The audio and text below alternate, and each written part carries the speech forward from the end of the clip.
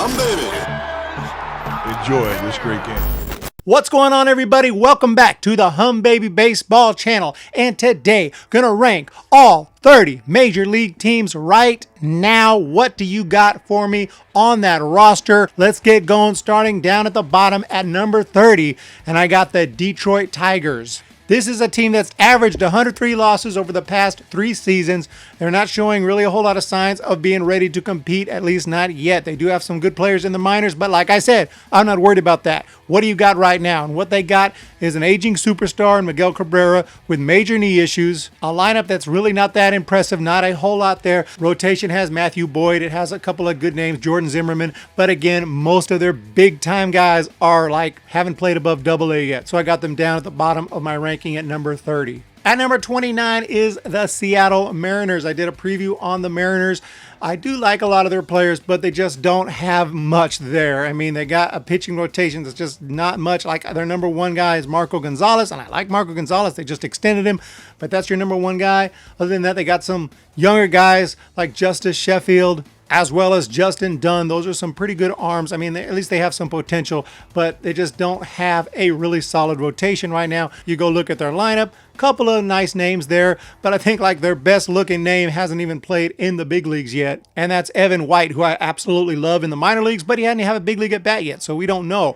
Still got him at the bottom here, towards the bottom at number 29 for the Mariners. Number 28, and I hate to do it, I hate to put him this low, but the Pittsburgh Pirates, they just don't have much there, and I don't see them having much there anytime soon. They trade away some of their better players. They're showing that they're not, they know they're not going to compete, and they're not trying to compete. You trade away Starling Marte, and then some of the deals that they make with some other teams like the Rays ended up being terrible, like getting Chris Archer, who's been horrible for them. In fact, the one player they had who I was really excited about, who I thought was filthy, I mean, this guy was just amazing as a closer, and that was Felipe Vasquez, and he was absolutely disgusting, and now we find out that he is absolutely disgusting in more ways than one, and more than likely anyway, they got to do an investigation, but it does not look good. This guy looks like he's got serious problems, and he is not going to be playing Major League Baseball again anytime soon, if ever. So he's out of the equation. They got Josh Bell. They got, a guy here and there, but I got them down at number 28. In at number 27, and a little higher than you might have thought they would be, and that's the Baltimore Orioles. They're still pretty low at 27, but I thought they had a pretty good offseason. I think that they have some talent, and I kind of like their team as I look at the Orioles. They got good young players like Anthony Santander, switch hitting guy with power, hit 20 home runs last year. They got Jose Iglesias at short. They got Pedro Severino, a good solid young catcher. They got, of course, Chris Davis, but that's kind of an embarrassment for them. I mean, he's pretty terrible at times, but he does have potential to hit a lot of home runs when he's on. Rotation is shaky, and that's at best. You got Alex Cobb, who's always constantly getting hurt. John Means is pretty good, but it's going to be rough. I think overall, they're just not ready to go. But I do like a lot of their players, like I said, and I think they're getting better, and I think they got some young players in the minors who are going to contribute soon enough. But as far as the power ranking goes, I got them at number 27.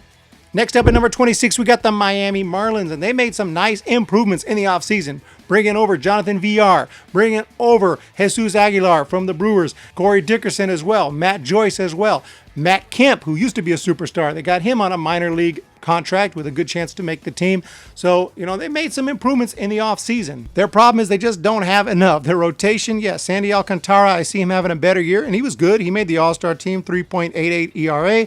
They did upgrade their bullpen with Jimmy Garcia. Drew Steckenrider is like their main guy, and he really had a bad year because he's injured most of the season, and when he did pitch, he did not pitch well. They're not the worst team I've ever seen, but they're definitely not great, so that's why they're down there towards the bottom. Miami Marlins, I got you all at number 26. Coming in at number 25, a team that I like a lot as a team, not necessarily their roster right now. That's why they're 25, and that's the Kansas City Royals.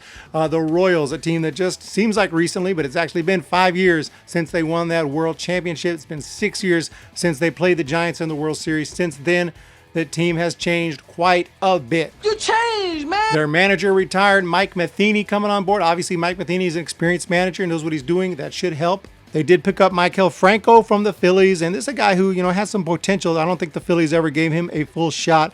And, still got Whit Merrifield. You got Alex Gordon coming back. I love Adalberto Mondesi at short. He is good. Hunter Dozier is legit. Can play you some third, play you some outfield. Salvador Perez should be fully recovered from his surgery. And their pitching rotation is not the worst I've ever seen. And a lineup that is decent, okay, but just doesn't have enough firepower to compete with the other teams in the Central or in the American League. So that's why I have them down there at 25 for the Kansas City Royals. Coming in at number 24, and it hurts me to put them this low, but this is unbiased list. This is an honest list. I just looked at the rosters and I didn't think of anything else. And when I look at the roster for the Giants, I think that this is about where I would have to put them. I can't really put them much higher than this, despite the fact that, hey, it's baseball and anything can happen. And I do see a lot of potential. And if everybody plays up to their potential, then this is a team that can win a lot of games. But that's a big if, especially in the rotation. Guys like Johnny Cueto, how is he going to bounce back from Tommy John? Guys like Jeff Samardzija, is he going to have another nice season like he did last year? Or is he going to revert back to how he was pitching the year before that, which was terrible? Kevin Gausman, huge question mark. How will he do in the rotation? Drew Smyly, even bigger question mark. Have no idea what he's going to do, and I doubt it's going to be great because he hasn't really been great for a long time. So it's a lot of question marks, and I'm just being honest. But when we look at the lineup, so many great names, so many classic names in there. But just because they're classic names and great names and beloved names doesn't necessarily mean that they're going to contribute like we want them to. And that's, of course, the Brandon Crawfords and the Brandon Belts and Buster Posey. And it just goes on. And we got Hunter Pence back. And I love seeing all these guys in Sandoval. I love seeing them. There's nothing more that I want to see, to sit down and watch a game and see all these guys out there. The problem is, of course, you can't just contribute and be a good baseball player forever. I wish you could, but you can't.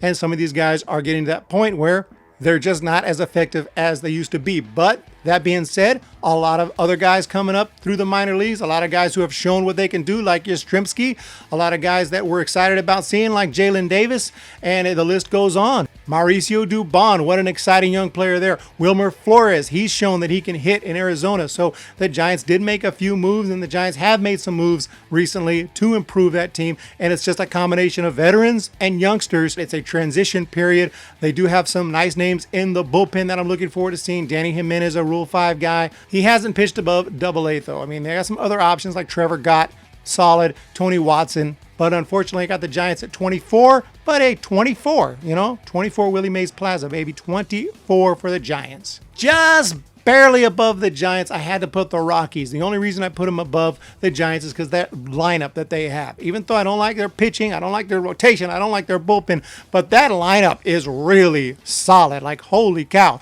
You look through that lineup, you're like, my goodness, 4 or 5 potential all-stars in that lineup. You got Trevor Story in his prime. You got Nolan Arenado, one of the best players in the game. Charlie Blackmon is still legit. David Dahl, Ryan McMahon, Daniel Murphy. It just goes on and on and on. Like I said, I don't love their pitching staff, but they do have John Gray. They do have German Marquez. Kyle Freeman was not very good last year at all. But, they have some names there. The bullpen, nothing really to write home about there. And they didn't make a ton of improvements in the offseason. Despite that great lineup, I have them down at 23. This is bullshit! At number 22 is the Texas Rangers, who just recently ran into a terrible injury as Willie Calhoun got hit in the face with a fastball, and it looked really bad. I assume that he would be out to start the year, and I'm hoping that Willie Calhoun is doing okay right now. But that injury aside, I mean, they have Roughneck Odor. I feel like he's a little overrated. Joey Gallo has some good power, and he does get on base. He had a .389 on base percentage last year. They have some solid veterans. Shin-Soo Choo, of course, Elvis Andrews. And I really like Ronald Guzman at first. But all in all, just not a ton of power, not a ton of offense there that makes me think that this is a team that's going to, compete for a division title or anything like that. They have a decent rotation. Corey Kluber was a big pickup for them. Mike Minor, Lance Lynn. But all in all, I don't see enough there when you look at their bullpen and when you look at everything else to consider the Rangers a team to put much higher than 22. And that's where I got them at. I disagree, homeboy. And one of the first shocks of my list, because you might be like, holy cow, how'd they get so far down? But I mean, I just had to be honest. I took a long time to make this list. I've been working on it for a few days. At 21, I have the Boston Red Sox.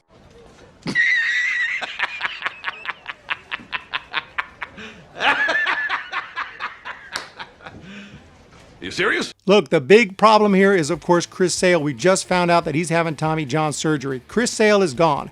Mookie Betts is gone, heading to L.A. Yes, you still got Eduardo Rodriguez. He won 19 games. Have no clue if he's going to be able to repeat that performance. In the lineup, still got some names with Xander Bogaerts, Andrew Benintendi. Of course, they picked up Alex Verdugo as part of that deal with the Dodgers. JD Martinez, how can you forget? I mean, it's a good team. But when you remove Chris Sale from the equation and you remove Mookie Betts from the equation and you also have a bullpen that I felt was really shaky, especially in the first half last year, this is where I see the Red Sox. It's not like I think that they're terrible. They're not down at the bottom or anything, but I couldn't put them any higher because every team higher than this that I'm going to talk about, I saw as better on paper than the Red Sox. And that's why I have the Red Sox at number 21. Also, just barely beating out the Red Sox, and I got them at number 20, and that's the Angels of Los Angeles. The Los Angeles Angels. I had to remember what to call them because they're always changing their name. The Los Angeles Angels picked up Anthony Rendon, obviously a huge pickup for them. They got a really nice lineup. The problem is, of course, they're starting pitching. Like, it's not looking good. Now, Shohei Ohtani's supposed to be back, should be recovered.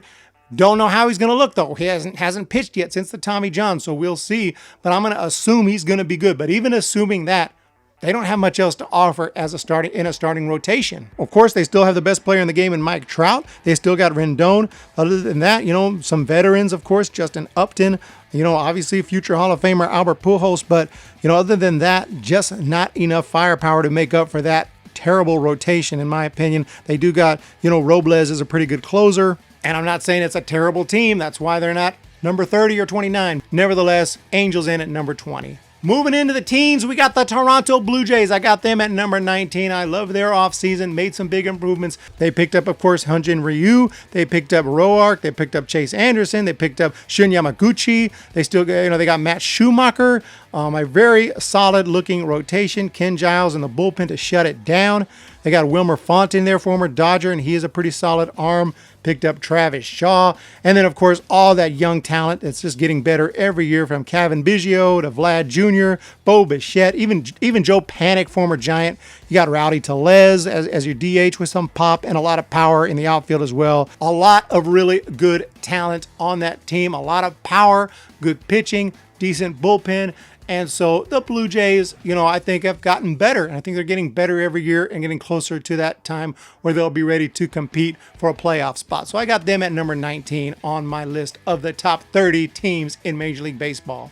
Number 18, and it's hard for me to talk good about these teams in the National League West that are not the Giants, but I have to do it because the Padres, I really like this team and what they've been doing with their roster.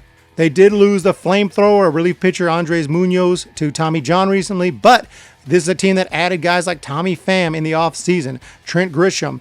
They got one of the best young shortstops in the game in Fernando Tatis Jr. They got Manny Machado, of course, on a huge contract. And if Ty France, who is a beast of a prospect, if he can figure out what he was doing in the Pacific Coast League and do it in the big leagues, holy cow. Because Ty France, he just took the Pacific Coast League, he put it in a blender, and he tore it to shreds last year. It was nuts how he was hitting. Ton of talent. Eric Hosmer, the list goes on, with a great looking rotation with Chris Paddock leading the way. Kirby Yates is there to close out the games. They just have a lot of talent, a lot of names that really just jump off the page to me, and I like the moves that they made in the offseason. I don't see the Padres as this terrible team, last place team anymore. Biased opinion, I got them down at the bottom. My honest and non-biased opinion, I got the Padres in at number 18. Coming in at number 17, Milwaukee Brewers. Maybe a little lower than you might have expected. They do got one of, if not the best player in the National League in Christian Yelich. And, obviously they got a good squad. I just did a preview on them just before everything got shut down. And I talked about this team, and they do look good. You got guys like Justin Smoke and Brewers legend Ryan Braun, both, playing a little bit of first base, bringing some power. And I love Keston Hiura at second base. He is awesome. They picked up Luis Urias. He came from the Padres for Trent Grisham, who I just mentioned. So, he's a good young infielder. Lorenzo Cain, obviously great defense there. Then you got your rotation with Woodruff, Hauser, Brett Anderson, and, Josh Hader coming in to close it out in the ninth. It's a good team, don't get me wrong, and they might make the playoffs. They've been doing that. They've been playing the wild card games and doing big things. The Brewers are a team to be reckoned with, but Unfortunately, when I looked, at these other teams that I'm about to talk about, I saw them as even better on paper, which just tells you there's a lot of really good teams right now in baseball, which is why I was so excited for this season. But I got the Brewers down at number 17. At number 16, just eking out the Brewers might surprise you, but this is a team I go see every year because I love their stadium, and that's the St. Louis Cardinals. And I really do like this team. I see them just slightly edging out the Brewers on my list. Still got Paul Goldschmidt. They still got Tommy Edman. They still got Paul DeYoung, who's awesome. They got some great young talent, guys like Tyler O'Neill, and a solid pitching staff led by Jack Flaherty and Dakota Hudson. And they also re-signed Adam Wainwright. I don't know what he's got left, but they got a good bullpen. Jordan Hicks, Andrew Miller, just a couple of names, but I don't know why, but I really do like this team a lot. I look for the Cardinals to have a nice year in 2020 or whenever we resume baseball. I got them at number 16. I hope you enjoy that ranking. That is part 1 of a 2-part video series. Part 2 should be available, and there should be a link right up here to let you know where to watch it. So click that link, check out part 2 if you're ready, or check it out at a later date and find out who I got at the top of this ranking. You guys have a fantastic day, and we'll talk to you next time. And make sure to hit that like and subscribe. See ya!